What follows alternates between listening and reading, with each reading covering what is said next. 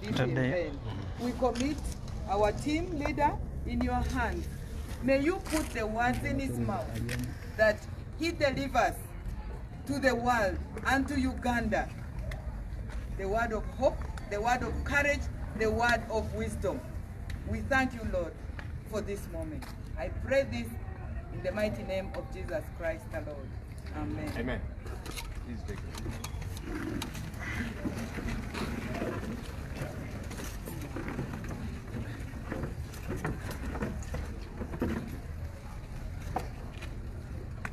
All right, once again, you are very welcome. Last week, the Electoral Commission read out to the country what they called an electoral roadmap, which electoral roadmap, as far as we are concerned, is not the kind that is envisaged in Article 1.4 of our Constitution, which prescribes a free and fair election, an election that is participatory, an election that involves Ugandans every step of the way. As the Kenyan Supreme Court, and we can borrow from that, did say an election is not an event, it's a process. It's a process which begins today. It's a process which goes through the campaigns, the election itself, and then the aftermath of the election, when the proper winner gets to be declared winner and they take over office. And so we have concerns as far as that is concerned. I'm going to invite the principal of the People Power Movement to read to you a statement that highlights our concerns as the People Power Movement.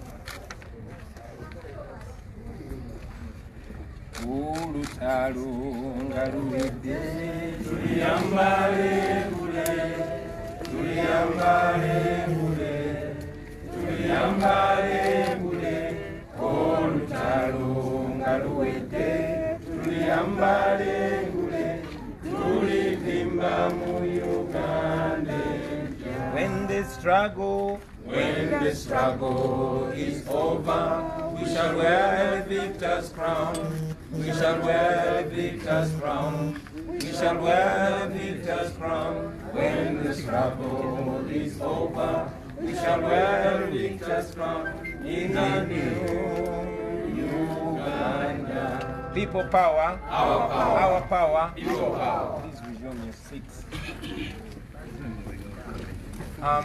Men and women of Uganda, I salute you for staying firm, even at a time like this when our nation is standing on a very shaky ground. Today, we come together yet again when our nation is facing one of the greatest contradictions of our time. The blood of men and women who paid the ultimate price to make sure that there is a restoration of democracy in Uganda is crying out and crying out loud. It continues to call upon the unfulfilled promises, the broken promises and the blatant lies that have been ongoing in our country. We have seen this throughout the 35 years of blood and tears under the repressive regime of blood and tears under President Museveni. When he moved to remove the age limit from the Constitution and crown himself president for life, it began as a joke. In fact, he initially dismissed it. He denied it in the beginning, but it took only a few weeks before the parliament was raided, members of parliament were bribed, and some of our people were killed fighting for the survival of the remaining of our constitutional order. Many of the Ugandans, you and I, thought that this was the worst we had seen.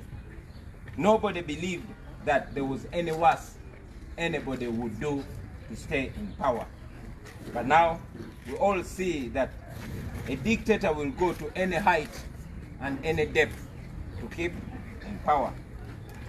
Museveni, like all dictators before him, is determined to keep in power at any cost. He does not care what happens to Uganda or Ugandans, for as long as he still occupies State House. Fellow Ugandans, I'm reminding you that Museveni is at it once again. He recently met the Electoral Commission and he gave them orders to organize what he called a scientific election. Using the coronavirus as an excuse, he is banning public rallies and other aspects of a normal election as we all know them. I want to tell you that no Ugandan should be fooled into believing that Museveni is doing this for the safety of Ugandans. Because as we speak right now, most urban places are filled with people. No social distancing, no nothing. And if you want to prove the words I'm saying, you go to Chikubo, go to Natete, or go to any urban center that you can reach fast. We have seen normal elections going on, ladies and gentlemen. We've seen them in Malawi, we've seen them in Burundi, and as we speak right now, in America, a place that is much more affected by the COVID-19 pandemic is having elections this year in 2020, and they're having normal elections. In fact, yesterday, the US president was holding a public rally. Therefore, we should not be fooled, and Ugandans should not be taken for fools. As you all recall, ladies and gentlemen, there was no coronavirus when our consultation meetings were stopped. There was no coronavirus when Museveni personally ordered for the blocking of all our shows. So we must all by now be knowing that what Museveni fears are the people and not the COVID-19. He is hiding under the COVID-19 now, just like he was hiding under the Public Order Management Act then. He fears the people. He does not want us to reach the people. Therefore, there is nothing like a scientific election, ladies and gentlemen. For us, what we're going for is a real election. A real election as envisaged by the law of Uganda. A real election as prescribed by the Constitution of Uganda. Ladies and gentlemen, a free and fair election means that everybody who has a right to vote can actually go and vote without being blocked, without being influenced by bribes or intimidation. It means all candidates are given equal opportunity to convey their messages to the voters so that the voters can make an informed choice. I've said this before, and I will say this again, that I, on behalf of the millions of oppressed and exploited Ugandans, will be taking on President Museveni in the forthcoming election, which we expect to be in 6 months. Let me say this again. I, on behalf of the millions of oppressed and exploited Ugandans, will be taking on Museveni in the next presidential election in 2021.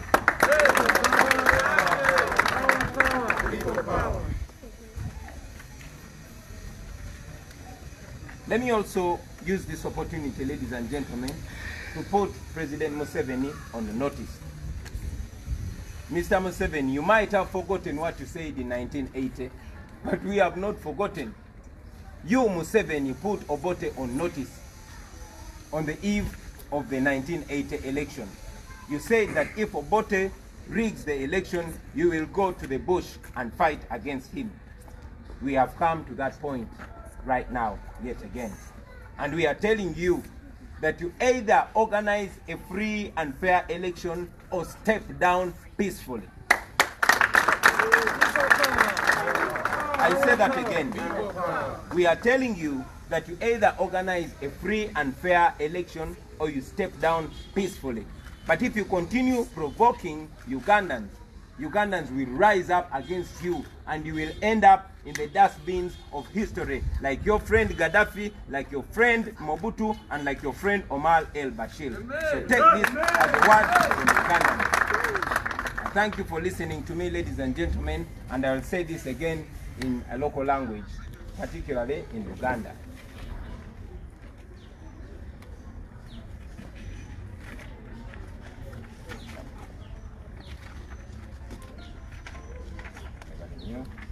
basebo ne banyabo abakyala n'abaami ab'ebitiibwa bannayuganda mbasaamu nnyo ekitiibwa era ne mbebaza olw'okusigala nga muli bagumu newankubadde ensi yaffe buli omu akiraba nti kati eyimiridde ku musingi oguli mu kukankana omusingi ogwayegeyege. Olwaleero nate era tusisinkanye mu kaseera akazibu eggwanga lyaffe ligasimbaganye n'ebimu ku bintu ebitategerekeka mu biseera byaffe eby'obulamu.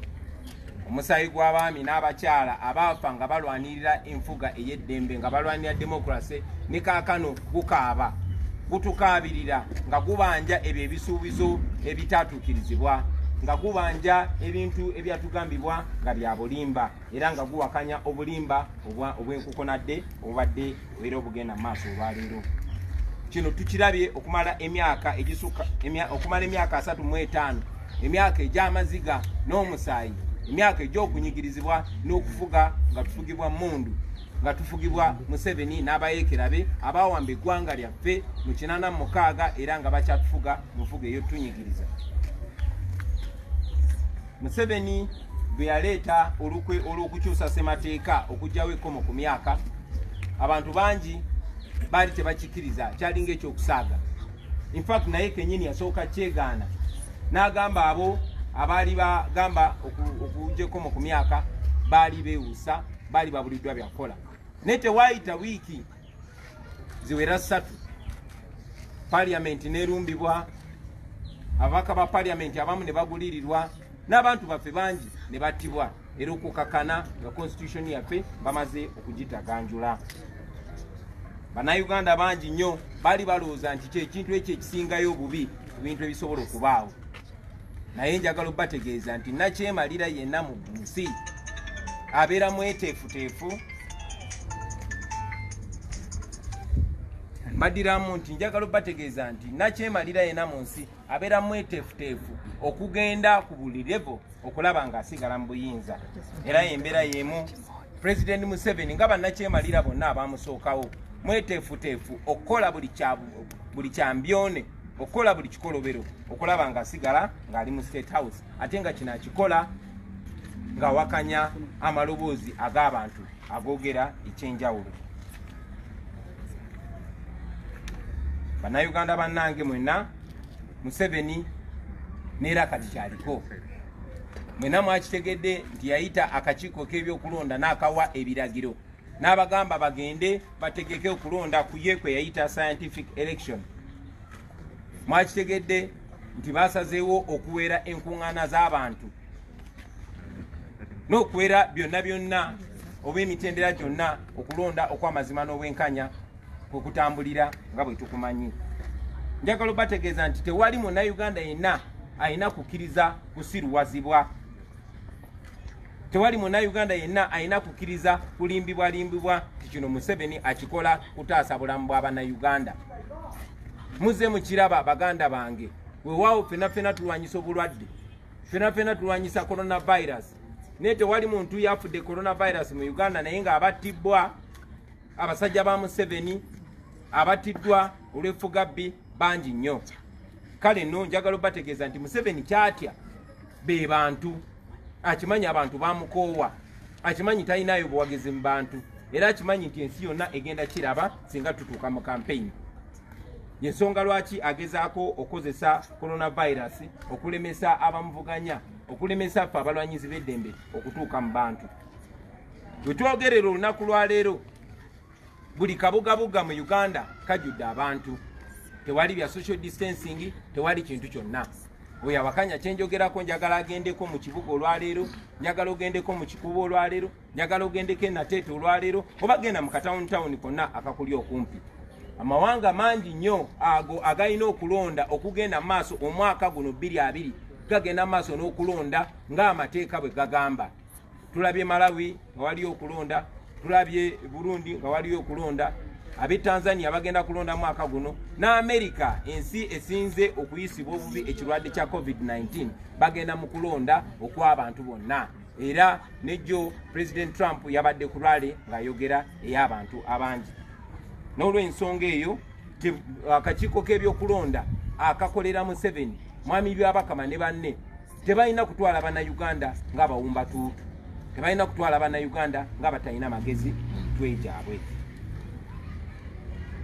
Ffenna tukijjukira bannange nti tewaliwo coronavirus bwe balemeseza consultation zaffe. Tewaliwo coronavirus Museveni ye kennyini bwe yalagira balemese show zaffe okugenda mu maaso. Luli yali yekweka mu Public Order Management Act, kakati yekweka mu coronavirus. Kyatya be bantu okumanya amazima n'okwongera mu maaso okugula amaaso gaabwe. N'olw'ensonga eyo tewagenda kubeerawo kintu kyonna kye bayita scientific election.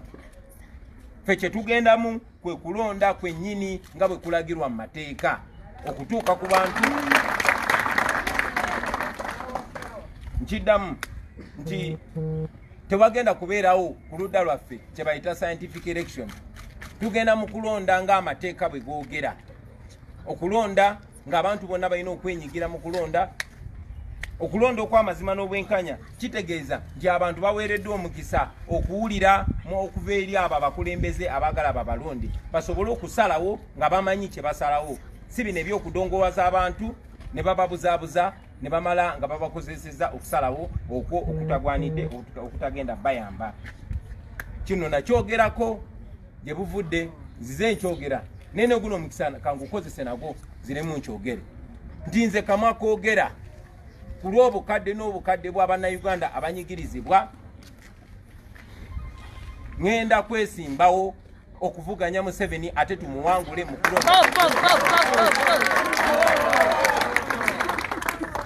okulonda ffe kwe tugendamu okulonda okwawandiikibwa mu ssemateeka, okulonda amateeka, okulonda okwogerebwako mu mateeka. Naye ate baganda bange kankozese n'omukisa guno President Museveni okumwasanguliza mu lwatu. Mwami Museveni oyinza okuba nga gwe weerabidde bye wayogera ng'oli ku myaka gyaffe mu mwaka gwa 1980 naye ffe tetwerabidde ssebo. Gwe Museveni wateeka Obote ku notice, walaalika Obote n'omugamba nti singa agezaako nabba akalulu ka 1980 ogenda mu nsiko omulwanyise. Kati emyaka gyekulunguludde giwezaana tukomyewo mu masaŋŋanzira ge gamu. Era twagala okutegeeza ssebo nti oyina emikisa ebiri gyokka. Either mutegeke okulonda okw'amazima n'obwenkanya bannayuganda basalewo tukuwangule mu ddembe ogende omule mu ddembe, oba biveeko oritayalinge ove ku ntebe y'abannayuganda. Ekyo bwe kinaakulema ssebo bannayuganda bajja kusitukiramu beebereremu naawe omalirize nga tukusudde mu kasasiro w'ebyafaayo nga kyaliwo Gaddafi, nga kyaliwo Mobutu, nga kyaliwo gwe baakajjako Omar el Bashir. Bino ebigambo njagala bitwale nga biva mu bannayuganda ate nga babikugamba wakati mukuwa ekitiibwa naye ate ng'era babikugamba tebakutya kubanga naawe oli munnayuganda. Mwebale nnyo kumpuliriza abasebo ne bannyabo. Mukama abeere naawe. People power.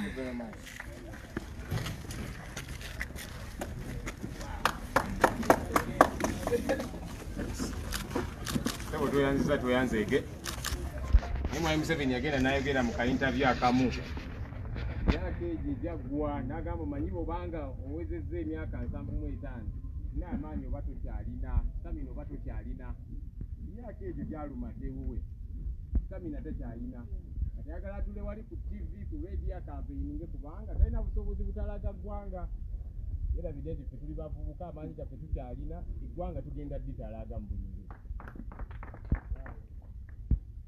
I am going to invite a couple of leaders who will be addressing us in a minute, quickly, and then we'll see how we keep moving. In a minute, quickly, those are the invited. Let me begin with the former deputy principal. In fact, let me invite you in a language you understand better. Nemo is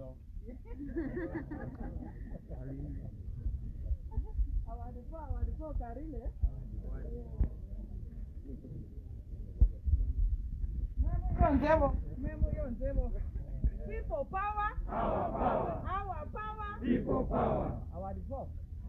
Okay. Oko, the women of Uganda, the women of Africa. This is our call, and this is our fight. In Lubara, what I'm just going to do is emphasize what our president has said.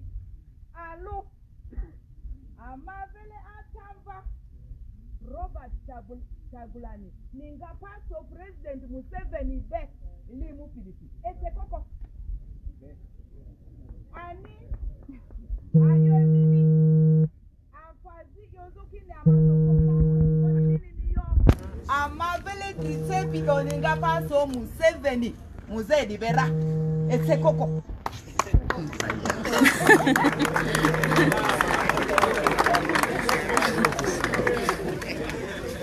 Iri atamba madrisefi ba mavile parliament yadipi ba mavile odukudupini andro akini enzondra Muzedi nili ili alifalo tororo mikali arosi kinga kiri amabeti amavini ngenzoda ko ani election osku voti beza bani yobabe oli aliasi but on vote be oli aliasi ko ba vote be kilili ba paso tualo ale afa mundu tino be scientific election da ko agasi amanga agasi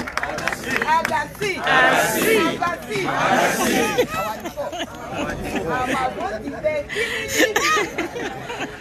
kilili Voti beza dialia banga mjonze radio si muziki ni ize radio million mudri muzika nga nyaka toko Kampala wa Kiswahili feko kavini sita mask ta maniti bezo de alia familia alo alia balu mask fe iri mere ikake aba mudri ba mask fe iri ikati fo mwambe ani ni vile ngoza mi fe baziliti afada kaikindera etoki radio million mudrida ngoni diworo enzoni agasi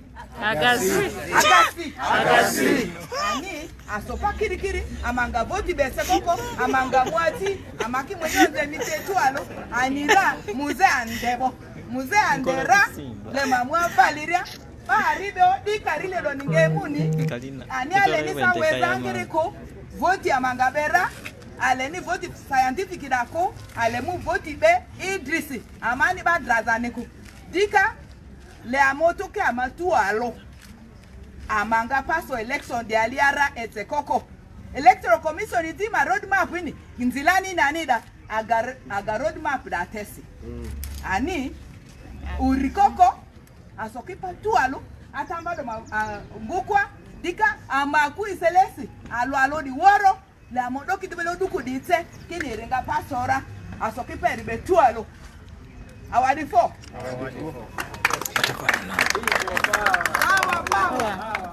People power. Tala gambye nti bwetuna yambala engule tujja kulya sekoko. Agasi means what, Mama? Agasi. Scientific agasi. Agasi. Madina tirogamba agasi yane agasi.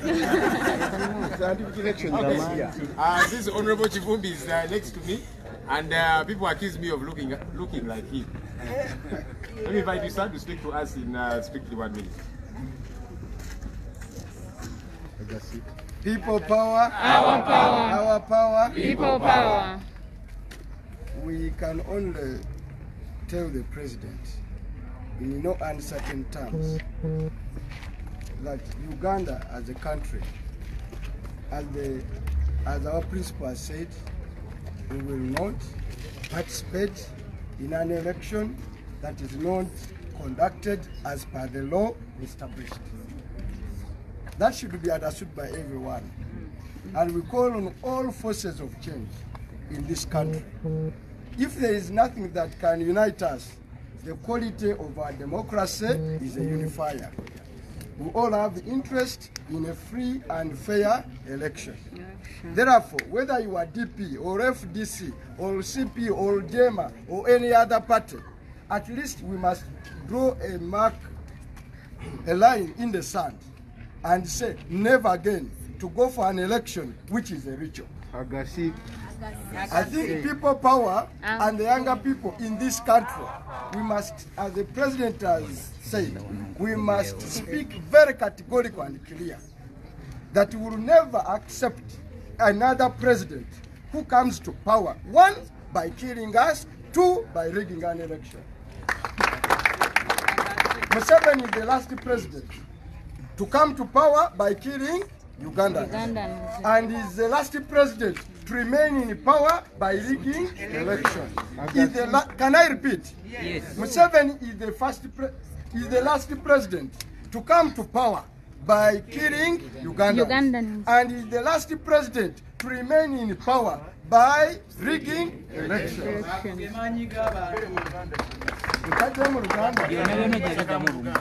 Akoko kakingendo kwogera mu Uganda. Museveni ye president asembyeyo okujja mu buyinza n'atufuga ng'amaze kututta. Ate era president Museveni ye president asembyeyo okusigala mu buyinza ng'ayita mu kubba obuki obululu. Tetwagala mugamba nga people power. Tewali kirala tetuliwa abaana baffe na ggwanga lwaffe na bazzukulu tetugenda kubalekera omuzungu kyayiteza a heritage ng'okutandikawo chapter empya kyabakulembeze mu Uganda abalifuga okuva ku Museveni okudda ku Kyagulanyi bagenda kuba tubalonze mu mazima na bwenkanya.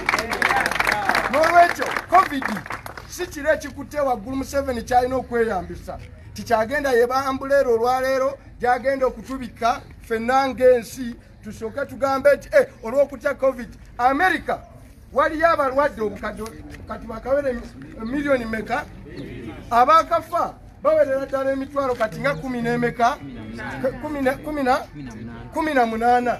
Trump yabadde nerale wano tetunafiisa na muntu n'omu.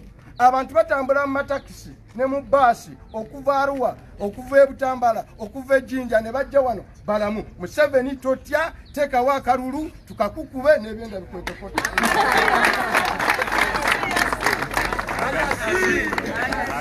Wangire. Sebo tuyanzege. Ono musajja bulijjo mukakkamu naye kola batabuse. Omanya. Ngenda kuyita Honorable Florence Namayanja. Ate ye mukwata budde. Jatunyonyola mukula kikemu.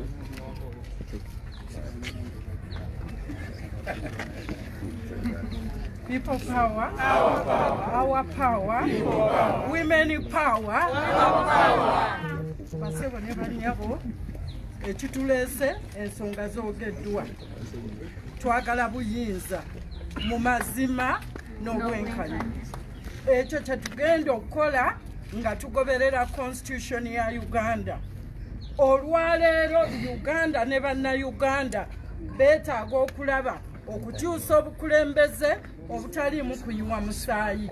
Kyekigendererwa kyaffe tetugenda kukkiriza n'omulundi n'ogumu okutukugira okwogera eri abantu kubanga abantu beetaaga okulonda omukulembeze nga bategedde ebigendererwa bye nga bategedde ne byagenda okukola. Tubagamba tujja kubatuukako buli nsonda. Bannamasaka mbagamba weetuli twakkiriza okugoberera Robert Kyagulanyi nga president wa Uganda. People power, our power, our power, people power. Weyanziza nnyo nnyabo. Ate mwe bannamasaka muli ba mukisa kubanga musajja mujja mulabanga ayitawo. Mukubire kajjambo nti muzeeyi weeraba. Agenda awummule alabirire ente ze. Tweyanziza nnyabo. Let me invite the Honorable Latif Sebagala Sengendo. Honorable Latif nno ye imaamu wa Parliament. Kakati sebo n'otubuulira oba amasinzizo kukyayagala okubeera nga magali. Yawo tubuulize.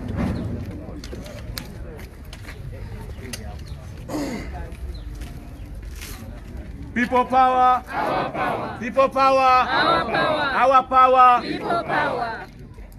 Your Excellency, Honorable Robert Kyagulanyi Ssentamu,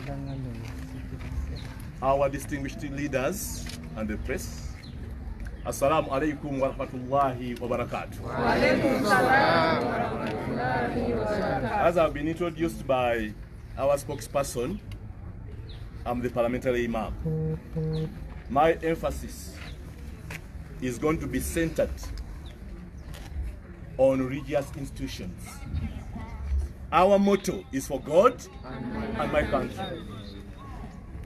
There is no any justification whatsoever to continue locking our houses of worship. There is no any justification whatsoever for locking up or continuing to lock up our houses of what? Worship.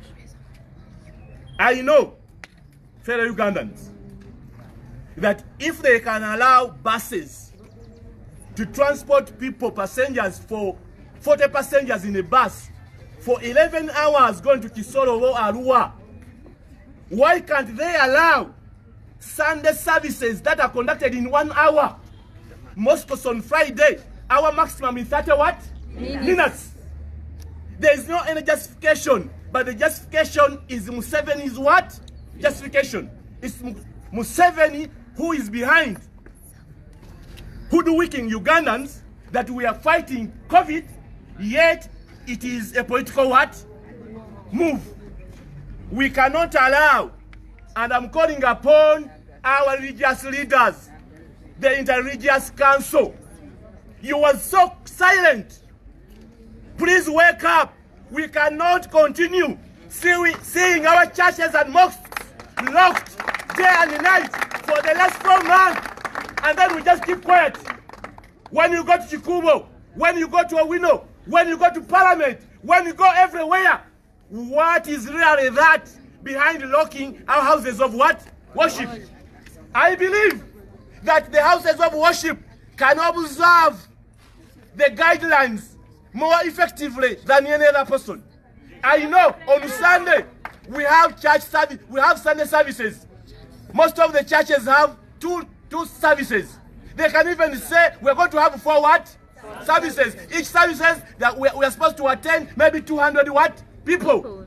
And on Friday, the mosques can also accommodate that if the mosque is full as per the guidelines, then outside there, they are ready to pray from anywhere else altogether. Yes. Therefore, on behalf of People Power and as the parliamentary imam, we are urging President Museveni to open up our houses of worship today, not even tomorrow, immediately altogether. Secondly, there is no justification for continuing really denying our brothers, the border riders. We know that the most important luggage for the borders are the passengers. Yes. If you can allow a bus to carry 40 passengers for 11 hours, why don't you allow a border to carry 1 passenger for 20 minutes, for 1 hour? What's the justification? So on behalf of People Power, we are saying border must carry what? Passengers. Because we know we have 1 million borders. 1 million people who are in the border industry. And behind them, they have 9 million to look after. So you cannot deny border access to their basic needs from March up to today. What is the government doing about borders? For us, we are saying borders should be allowed to carry passengers from today. So that they can handle it. Tetujja kusobola kukkiriza njogeranga imamu wa parliament nti ffe abali mu masinzizo kubanga bannayuganda moto yaffe egamba kulwakatona naki tetusobola kukkiriza amasinzizo gaffe amakereziya amakanisa emizikiti giggaddwa emyezi 4 miramba nga giggaddwa otuwa nsonga ki ng'okkiriza baasi zitambuza abasaabaze 40 okumala essaawa 11 ogenda ekisolo oba ogenda mwaluwa naye nga abagenda okusaba katugambe ku Sande balina services 2 buli service emala ssaawa ki ssaawa emu abo ne bagenda era mu ngeri y'okwogera okugamba nti waliwo social distance bayinza okugamba nti kakati tugenda kukola services nnya abantu 2 nga bakola ki nga bagenda n'olwekyo tugamba amasinzizo emizikiti amakereziya amakanisa tewali nsonga yonna okujjako ya byabufuzi birina okuggulwawo abantu bakole ki abantu basabire eggwanga lyaffe tufune akalulu nga si ka sayansi akalulu nga kamazima n'obwenkanya ng'abantu bakola ki ekisembayo bodaboda tolina kusobola kummatiza ababodaboda bafa emiliyoni namba bavuzi ba bodaboda emabega waabwe balina miliyoni 9 ze balabirira gavumenti evangayo kubalabirira tugamba omugugu ogusooka ku babodaboda mugugu wa musaabaze pulezidenti oli mu nsi yiyo mbu batwale kago yaani nga n'emmotoka zaateebwa ne takisi zikola ki n'olwekyo tugamba ababodaboda bakkirizibwe okutambuza abantu olwaleero okugamba nti ebyokugamba nti ababodaboda bagenda kusaasaanya obulwadde ebyo byabufuzi bw'oba okkiriza emmotoka okkiriza obutale bodaboda zikola ki ziggulwewo zitambuza abasaabaze ku lwa Katonda n'ensiimu yange Bobi Wine Kyagulanyi ye pulezidenti waffe 2023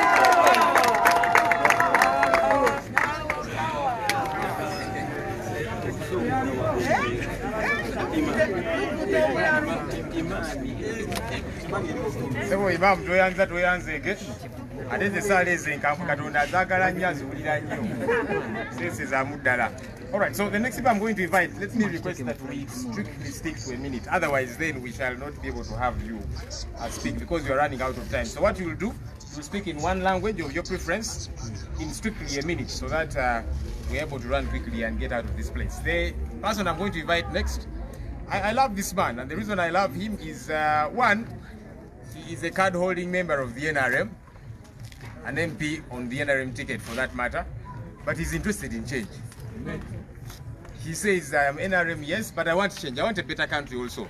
And we'll encourage you folks out there that whenever you see NRM people, let's not push them away, let's draw them close. Because a number of them are frustrated too, and they want change.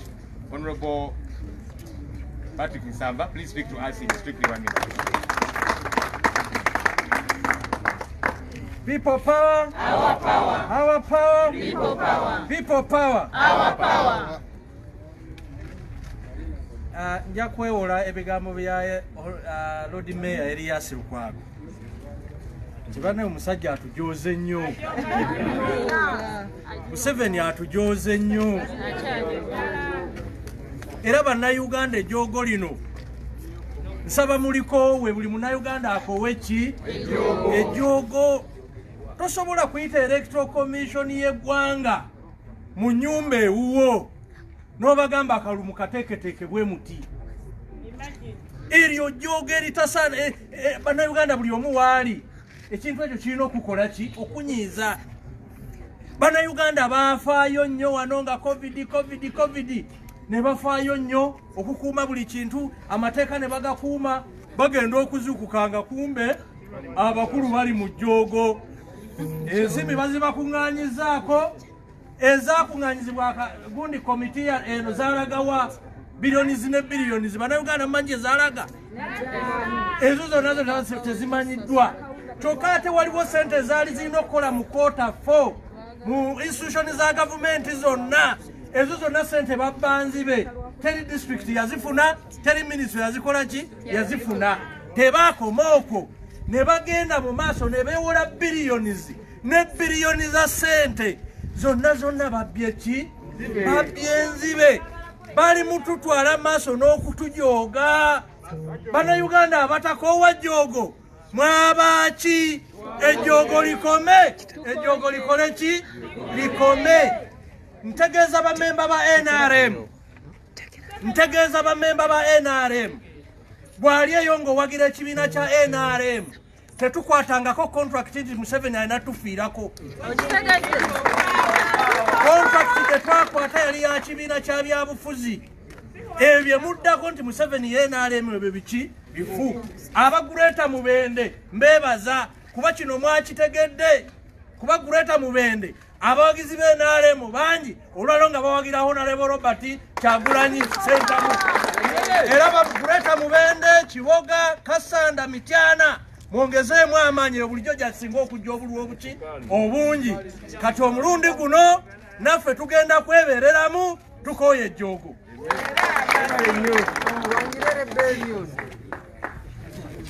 Sebo tuyanze again. Let me invite Honorable Kalwanga in 1 minute, one language.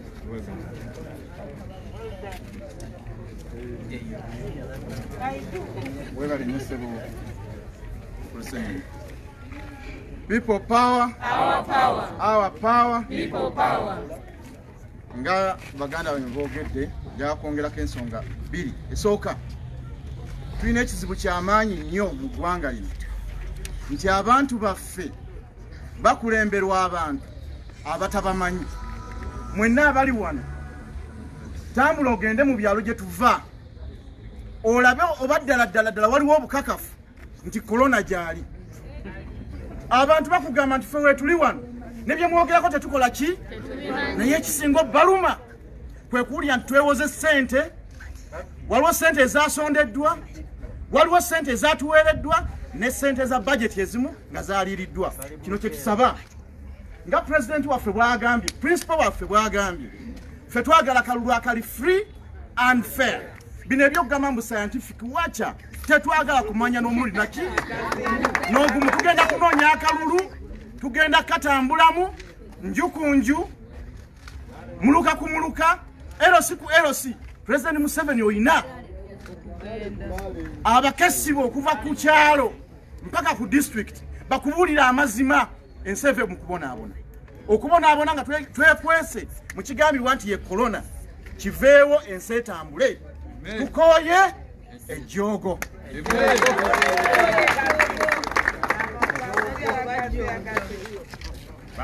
Kumukulembeze nga alimu engeri y'ekivubuka bajja kulaga stamina. Ngenda kuyita omukulembeze wa informal sector. Informal sector esinze okunyigirizibwa mu ggwanga lyattulimu ate nga aba informal sector Museveni mbu batera okugamba nti be bantu be kati kajja atubuulire ssebo lwaki mukusibako People power, Our power. our power. People power. Zoga Zoga. zoganya zibawulira muzoganye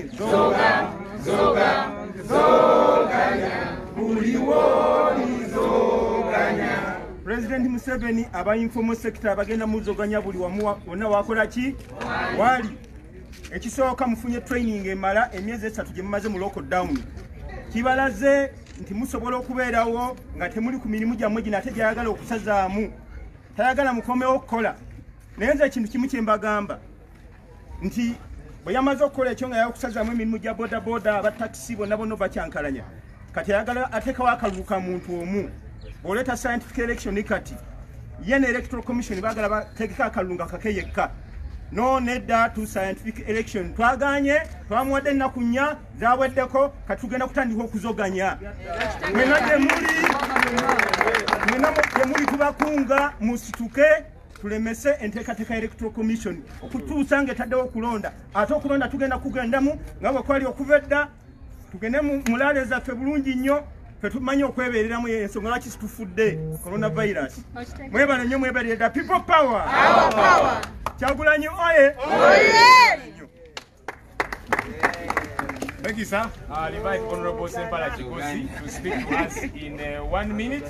He speaks very good English, so he'll speak to us in English.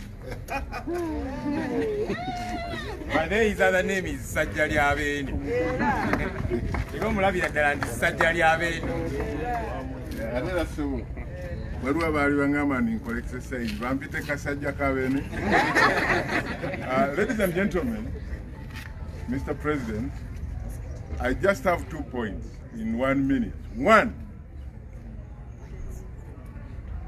the Kampala Metropolitan, which is Wakiso and Kampala and the surrounding areas of Mukono and all those neighborhoods. If you get the statistics right, you will definitely know that if we win here, the rest is clear. Is that so? Yes. So let us be very firm. Let us be very clear and vote block Honorable Kyagulanyi and get the dictatorship out of this country. The president fears one thing. The other day I was on some radio and I told the people, we are going to see a situation which he fears, of course. When Honorable Kyagulanyi is in Kajansi, the president is in Makinde Sabagabo, and there is nobody on his lorry, and everybody goes to Kajansi. That is exactly what he fears. And we must be ready. We must not accept the scientific what? Echimala chikolachi. Echimala chikolachi. No going back. Emakere twagambanga nti we either win or they lose. This time we say we either win or he loses. Is that okay? Yes. Thank you so much, Mr. President. Wow. Thank you. I'll invite Honorable Aisha Kabanda. Aisha used to be RCC for Kampala, and she's interested in change also. Aisha, please come and speak to us in strictly 1 minute.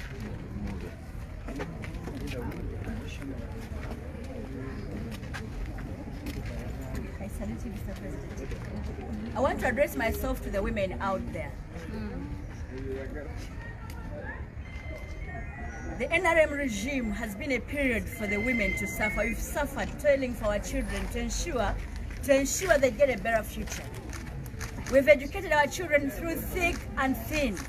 You all know how expensive education in Uganda is. Unfortunately, NRM has shown us that they don't have a solution to the unemployment problem in the country. Our children have suffered through the informal sector to sustain themselves. Unfortunately, NRM is locking up everywhere. The taxes are too much for them to sustain themselves. The taxes, rather. I want to call upon the women that your children have risen up to fight against Yoweri Kaguta Museveni because they have seen that Uganda is not a good place for them. For us, the mothers, we are still down there sleeping in support of the same man that has denied our children a better living. I want to appeal to you, ladies. Please, let's rise up against this regime. Let's stop fighting the regime that has shown that it does not have interest for our children. They don't have interest for the better future. They are here for themselves and them alone. I am here to tell you that the Uganda that President Museveni needs is a Uganda for him and him alone and his family. That's why many of us that supported him came to a time and said enough is enough and left the government. Our children are dying out there. The people, they are killing their children in demonstrations. Our children are demonstrating because they are saying enough is enough. And they kill them. Then one day too, our children are being killed. And we are sitting back. Ladies, where are we? Where are we in this struggle? Can we get up and say enough is enough, please? Abachala njagala kubasaba. Tuveyo turwane wamu n'abaana baffe. Abaana baffe balaba ng'ekimala. Balwana. Struggling ffe tulwanye okubasomesa naye Uganda nzibu nnyo. President Museveni tayina ansa ku mirimu gy'abaana baffe. Abaana mu kwerwanako awunzika abatta abaana be batta bammwe. Abaana be batta baffe. Tuveeyo tuyambe abaana baffe twerwaneko. Abakyala ne bwe munaasigala emabega abaana bavuddeyo tebajja kudda mabega. Ekisingako obukulu twevaayo kubeegattako tulwane olutalo nga bukyali tulugguse. Ku lwa Katonda n'ensi yange mwana wamu ne Kyagulanyi oba tufa. Ate tutandika leero you people. Abangi bodaboda zikole muzituuleko. Zinaatala zinaatambula baani. Ekimala kimala olwaleero nsaba Katonda asaasire Kyagulanyi abeere pulezidenti wange abaddako na mutima nga tukoza mikono na mimwa na magulu temutamwa tulwane.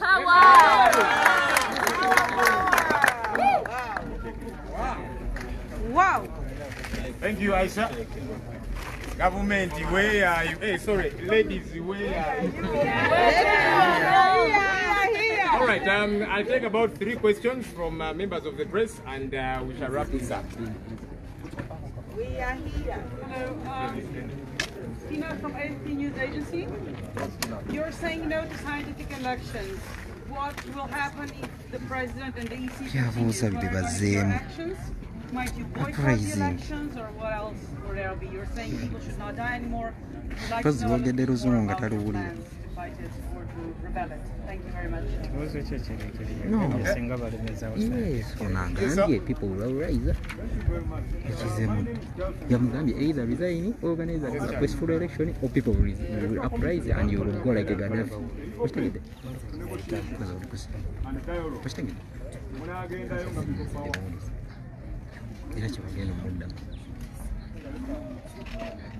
there will be an uprising. Really, I just want to emphasize a question. You have given President 72 options to either step down as president or organize a free and fair election. As people power, what are the options you have? If President Museveni adamantly fails to listen to you, will you also step down from the election, or you will go ahead with a free and fair election, so to say? Okay, so your hand next to you. Yes, okay. With my name, I work for Record TV Uganda. It has been said that people power is at an advantage if we went using social media platforms. What are the challenges do you envisage if we went that way during campaigns? Because some people have argued that actually it is cost effective. Okay. All right, so I guess, okay, we'll have one more. My name is Tony. from NBS. My colleague has asked the other question which I wanted, but it's still, Honorable can also comment about manhandling of Ghetto President, the other one. Yeah? Come again? Manhandling of Sugarman. He was manhandled? Wow.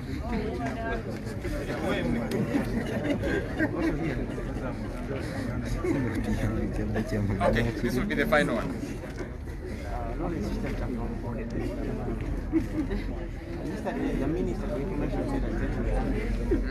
Please be loud. He made a statement that there was one media owner about the language of the politician of being hosted. What is your take on that? Is that business or what?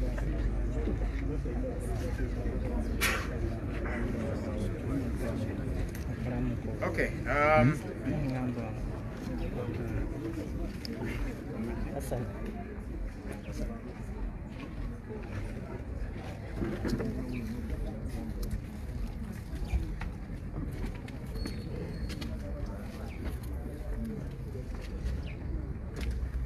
Okay, I'm going to respond to two questions, then I'll invite Honorable Chagulanyi to respond to the harder ones.